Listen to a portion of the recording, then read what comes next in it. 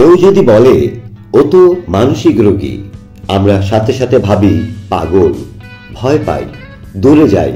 কিন্তু ভাবুন তো, যদি বলি বাংলাদেশে প্রতি 5 জনে একজনই কোনো না কোনো ভাবে মানসিক সমস্যায় ভুগছেন, তাহলে কি সবাই পাগল? বিশ্ব স্বাস্থ্য সংস্থা হু তথ্য অনুযায়ী মানসিক রোগ মানে হলো মস্তিষ্কের রাসায়নিক ও স্নায়ুতন্ত্রের ভারসাম্যহীনতা। ঠিক যেমন শরীরে ডায়াবেটিস বা উচ্চ রক্তচাপ হয়, ডিপ্রেশন, উদ্বেগ, ওসিডি বা বায়োপোলার ডিসঅর্ডার, এগুলো চিকিৎসা ও কাউন্সেলিং এর মাধ্যমে পুরোপুরি নিয়ন্ত্রণে আনা সম্ভব।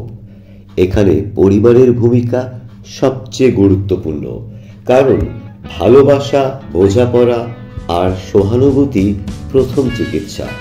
মানসিকভাবে অসুস্থ মানুষকে পাগল নয়, একজন সাহায্যপ্রার্থী মানুষ হিসেবে দেখুন। ভুল ধারণা ভাঙুন। পরিবার, বন্ধুত্ব আর ভালোবাসাই মানসিক সুস্থতার প্রথম সেতু বন্ধন।